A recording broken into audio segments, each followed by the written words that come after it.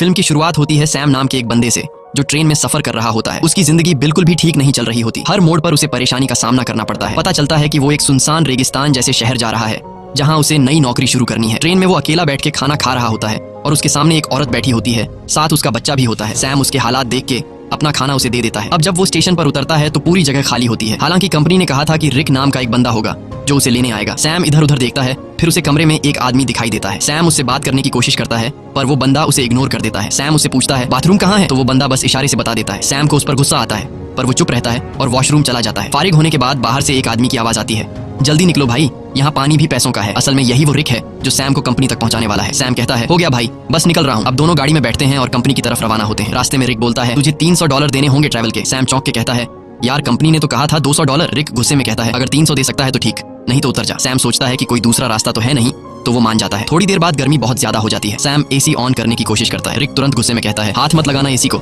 वरना इंजन बैठ जाएगा। अचानक गाड़ी का टायर पंक्चर हो जाता है। रिक खुद कुछ नहीं करता और सैम से कहता है चल टायर तू बदल। सैम मजबूरी में टायर बदलने लगता है। इसी दौरान वो देखता है कि एक कुत्ता दूसरे कुत्ते को मार रहा होता है। ये देखकर सैम बहुत ज्यादा डर जाता है। रिक आता है और कहता है ओ भाई कांप क्यों रहा है, ये होता रहता है। फिर वो जख्मी कुत्ते को खुद मार देता है ताकि उसे और तकलीफ ना हो। सैम बड़ी मुश्किल से टायर बदलता है। फिर दोनों वापस गाड़ी में बैठते हैं। रात को फ्यूल भरने के लिए गाड़ी रोकते हैं और वहीं रात गुजारने का प्लान बनाते हैं। दोनों लकड़ियां जमा करते हैं, आग जलाते हैं। रिक पूछता है तू इतनी दूर कंपनी क्यों जा रहा है। सैम कहता है यार जिंदगी बहुत मुश्किल चल रही है, मैं चाहता हूँ किसी का मोहताज न बनूं और मुझे यकीन है कि उस कंपनी में मुझे कोई अच्छी जॉब मिल जाएगी। रिक कहता है तू एक अच्छा इंसान है लेकिन जिस जगह तू जा रहा है ना वहाँ सब खून चूस लेते हैं, सीधा बंदा वहाँ बचता नहीं। सैम कहता है चलो देखते हैं क्या होता है। अगले दिन फिर सफर शुरू होता है। अब सैम ड्राइव कर रहा होता है। रिक सो जाता है। गर्मी ज्यादा होने की वजह से सैम चुपके से एसी ऑन कर देता है। थोड़ी देर बाद इंजन बैठ जाता है। रिक जाग जाता है और सैम पर गुस्सा हो जाता है। ओ भाई मैंने तुझे कहा था ना एसी को मत छेड़। वो गुस्से से गाड़ी से बाहर निकल जाता है। सैम भी उतरता है और रिक से माफी मांगता है।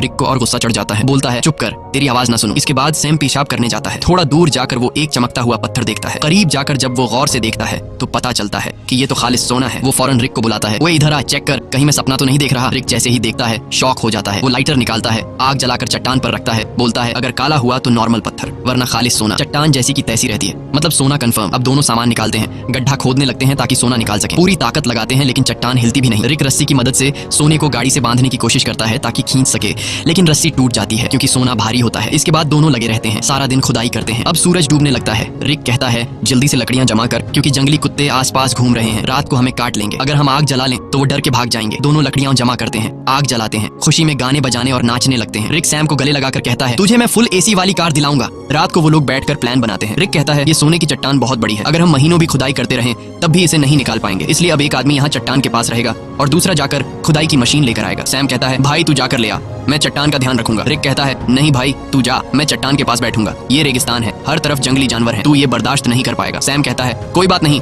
तू मेरी टेंशन मत ले, मैं सर्वाइव कर लूंगा, तू वैसे भी चोर है, हो सकता है तू सोना लेकर भाग जाए, तुझ पे कैसे भरोसा करूं। रिक कहता है ठीक है भाई मैं जाता हूँ, तू सोने का ध्यान रखना। अगले दिन वो लोग राशन बांटते हैं। रिक सैम को एक सैटेलाइट फोन देता है ताकि दोनों आपस में कांटेक्ट में रहे। रिक कहता है मेरे एक दोस्त के पास खुदाई की मशीन है, वही लाऊंगा, बस दुआ कर गाड़ी रास्ते में खराब ना हो, मुझे वापस आने में 5 दिन लग सकते हैं। और फिर वह चला जाता है। सैम सोने पर मिट्टी डाल देता है ताकि अगर कोई इधर से गुजरे तो सोने को देख न सके। वो एक छोटा सा टेंट भी लगा लेता है चट्टान के पास और अपना सारा सामान उसके अंदर रख देता है। सूरज डूबने से पहले वो लकड़ियां इकट्ठा करता है ताकि रात को आग जला सके। रात को वो आग जलाकर बैठ जाता है, खाने में से थोड़ा सा खाता है और बाकी रख देता है। अचानक उसे जंगली कुत्तों की आवाजें सुनाई देती हैं और उसे एहसास होता है कि अकेले होने की वजह से वो आसान शिकार है। वो डर जाता है और चाकू हाथ में लेकर सो जाता है। अगली सुबह सूरज की तेज धूप से उसकी आंख खुलती है। बहुत गर्मी और थकावट होती है, नींद पूरी नहीं हुई होती और सूरज की तपिश उसकी स्किन जला रही होती है। तभी सैटेलाइट फोन की बेल सुनाई देती है। सैम दौड़कर फोन तक जाता है लेकिन कॉल कट चुकी होती है। वो टेंट में बैठा सोने को देख रहा होता है और सोचता है कि सोना बेचकर सबसे पहले एक बड़ा घर खरीदूंगा। फिर सैम पास के इलाके में घूमता है। थोड़ी दूरी पर उसे एक क्रैश प्लेन दिखाई देता है। वो फौरन उस क्रैश प्लेन के पास जाता है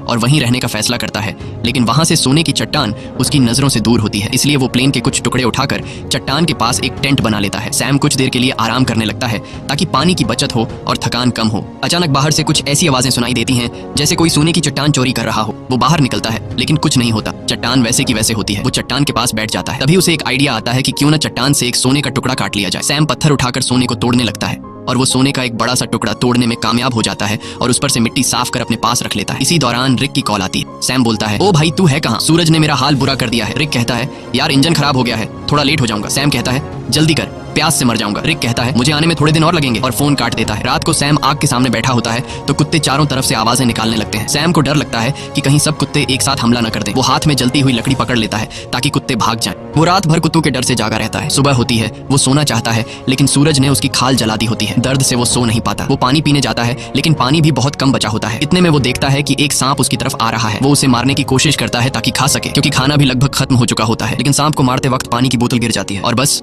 थोड़ा सा पानी बचता है। फिर वो दोबारा प्लेन वाले एरिया में जाता है, उम्मीद करता है कि शायद कुछ खाने पीने को मिल जाए। तभी वो देखता है कि दूर से एक इंसान आ रहा है। वो फौरन अंदर जाकर प्लेन में छुप जाता है, लेकिन वो इंसान प्लेन के पास आ जाता है और सैम को बाहर आने को कहता है। करीब आकर पता चलता है कि वो तो एक लड़की है जो उससे बात करना चाहती है, लेकिन सैम उससे बात करने को तैयार नहीं होता। लड़की पूछती है तुम यहाँ बैठकर क्या कर रहे हो और यही जगह क्यों चुनी? सैम कुछ नहीं कहता, बस चुप रहता है। थोड़ी देर बाद सैम लड़की से कहता है कि वो इस प्लेन में रह सकती है और खुद वहां से चला जाता है। लड़की कहती है तुम मुझसे कुछ छुपा रहे हो। वो सैम के पीछे पीछे चलने लगती है और उसके साथ कैंप तक पहुंच जाती है। वो बार बार सैम से पूछती है तुम यहाँ कैसे पहुंचे? अब सैम घबरा जाता है। वो सोचता है इससे पहले कि ये सोना देख ले किसी तरह इसे यहाँ से भगा दूं। सैम लड़की से कहता है क्यों आई हो मेरे पीछे? यहाँ तुम्हारी कोई जरूरत नहीं है, तुम्हें यहाँ से चले जाना चाहिए। लड़की कहती है मैं तब तक नहीं जाऊंगी जब तक ये ना पता चल जाए कि तुम मुझे यहाँ से भगाने की कोशिश क्यों कर रहे हो।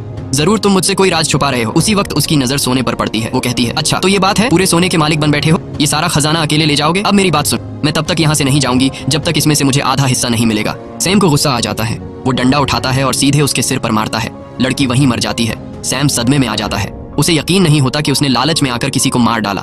फिर खुद को संभालता है, उसकी सारी कीमती चीजें उठाता है, एक गड्ढा खोदता है और उसकी लाश को दफन कर देता है। कुछ देर बाद वो देखता है कि एक कुत्ता आकर उस गड्ढे से लाश निकालने की कोशिश कर रहा है। सैम भाग कर आता है, कुत्ते को हटाता है, लाश बाहर निकालता है और आग लगा के बॉडी को जला देता है। अगले दिन उसकी आंख फोन की घंटी से खुलती है। सैम रिक से कहता है ओ भाई तू कहाँ है? भूख से मेरी जान निकल रही है, अगर तू जल्दी नहीं आया तो मैं भूख और प्यास से मर जाऊंगा। रिक कहता है सॉरी यार, मुझे पता है तू बहुत तकलीफ में है, मैं जल्दी आ रहा हूँ, बस ये जो खुदाई वाली मशीन है बहुत स्लो है, थोड़ा टाइम और लगेगा। सैम परेशान हो जाता है। भूख प्यास से उसकी हालत खराब है, ऊपर से डर कि कोई जंगली जानवर हमला न कर दे। कुछ देर बाद वो देखता है कि एक गाड़ी सड़क से जा रही है। वो सोचता है क्यों ना सोने का एक टुकड़ा लेकर यहाँ से निकल जाऊं, लेकिन ज्यादा सोने की लालच ने उसे रोक लिया। वो चाहता तो सोने का एक टुकड़ा लेकर जा सकता था जिससे उसकी जिंदगी बदल सकती थी, लेकिन ज्यादा की चाह ने उसे यहीं रुकवा दिया। सैम शाम से पहले रात के लिए लकड़ियां इकट्ठा करता है, लेकिन अचानक एक बहुत तेज रेतीला तूफान आता है। वो टेंट की तरफ भागता है लेकिन तूफान उसका टेंट उड़ा देता है। सैम जान बचाने के लिए इधर उधर भागता है, लेकिन तभी एक पेड़ उस पर गिर जाता है। तूफान रुकने के बाद सैम खुद को मिट्टी में दबा हुआ पाता है और एक लकड़ी का टुकड़ा उसके पेट के आर पार निकला होता है। पर सैम के मन में सोने की लालच इतनी भर चुकी थी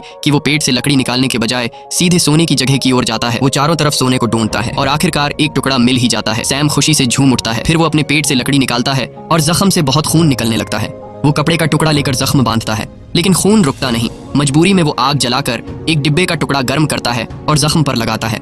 इससे सैम को इतनी तकलीफ होती है कि वो बेहोश हो जाता है। थोड़ी देर बाद होश आता है। उसे हर तरफ वही लड़की दिखती है जिसे उसने मारा था। अब उसका दिमाग घूमने लगता है। उसे समझ नहीं आता कि ये सच है या फिर वहम। तभी फोन बजता है। रिक कॉल करता है। सैम चिल्लाता है यार वो लड़की हर तरफ दिख रही है। रिक बोलता है कौन सी लड़की? देख किसी को सोने के बारे में पता न चले, अगर किसी को पता चल भी गया हो तो उसे मार डाल। लेकिन सैम की हालत इतनी खराब होती है कि वो किसी को मार तो क्या, अपने पैरों पर खड़ा भी नहीं हो सकता। वो जमीन पर रेंग रहा होता है, जवाब देने की भी हिम्मत नहीं होती। अचानक वही लड़की सामने खड़ी नजर आती है, लेकिन इस बार उसके चेहरे पर कोई जख्म नहीं होते। वो सैम को पानी पिलाती है और मदद करने को कहती है, लेकिन सैम सोने की लालच में इतना अंधा हो गया था कि वो मदद लेने से भी इनकार कर देता है। सैम डरते हुए कहता है मैंने तुम्हें मार डाला था, दूर रहो। वो बोलती है बस इतना बता दो, क्या मेरी जुड़वा बहन यहाँ से गुजरी है? तब सैम को यकीन हो जाता है कि ये वहम नहीं है, बल्कि ये उसी लड़की की बहन है जिसे उसने मारा था। सैम कहता है नहीं मैंने कुछ नहीं देखा, बस तुम यहाँ से चली जाओ। जिसके बाद वो लड़की वहाँ से चली जाती है। कुछ देर बाद जंगली कुत्ते उसके पास आने लगते हैं और उसे चारों तरफ से घेर लेते हैं। वो तुरंत रिक को फोन करता है। वो रिक से पूछता है कि तुम कहाँ हो, जल्दी आओ नहीं तो ये कुत्ते मुझे मार डालेंगे। वो रोने लगता है। रिक से रिक्वेस्ट करता है कि प्लीज जल्दी आ जाओ, मैं मरने वाला हूँ। रिक कहता है रुक जा,